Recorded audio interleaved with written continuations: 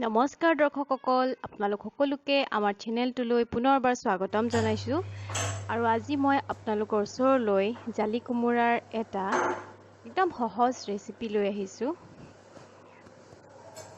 সৰিয়হৰ সৈতে এয়া আমি সৰিয়হ আৰু শুকান জলকীয়া এটা তিয়াই লৈছোঁ আপোনালোকে যদি বেছি দৰকাৰ হয় শুকান জলকীয়া বেছিকৈ লৈ ল'ব আৰু এয়া কেৰাহীত তেল গৰম কৰি লৈ লৈছোঁ তেল প্ৰায় গৰম হৈ গৈছে আৰু ইফালে জালি কোমোৰা আলু কাটি লৈছোঁ আৰু ইয়া তেল গৰম হোৱাত তাত পিঁয়াজ দি দিছোঁ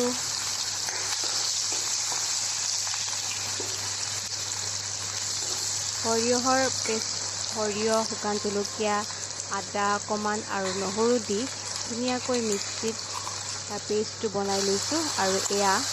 আমি পিঁয়াজখিনি আকৌ ৰঙচুৱা হওঁতে তাতে দি দিছোঁ এই পেষ্টখিনি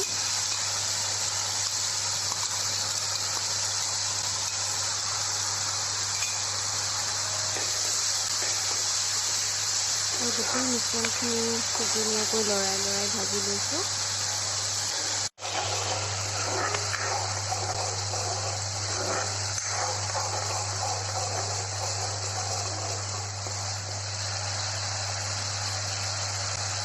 সৰিয়হৰ পেষ্টখিনি আৰু পিঁয়াজখিনি ধুনীয়াকৈ তেল অলপ পিছত ভাজি হোৱাৰ পিছত আমি তাতে আলু আৰু কাটি লোৱা আলু আৰু জালি কোমোৰাখিনি ইয়াতে দি দিছোঁ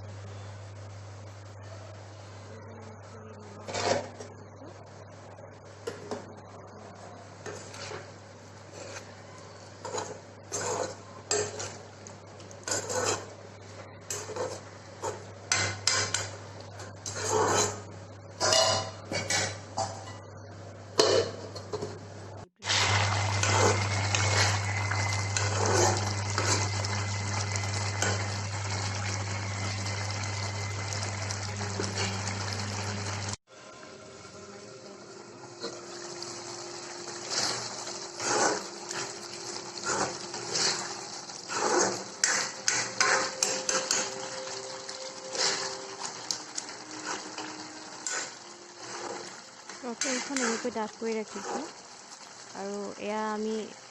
ভাতৰ লগত দাইল নহ'লেও এনেকৈ লৈয়ে খাব পাৰিম আৰু এয়া পূৰা ৰেডি হৈ গ'ল আমাৰ জালি কোমোৰাৰ তৰকাৰী আশা কৰোঁ আপোনালোকে ভাল পালে আজিলৈ আহিছোঁ ধন্যবাদ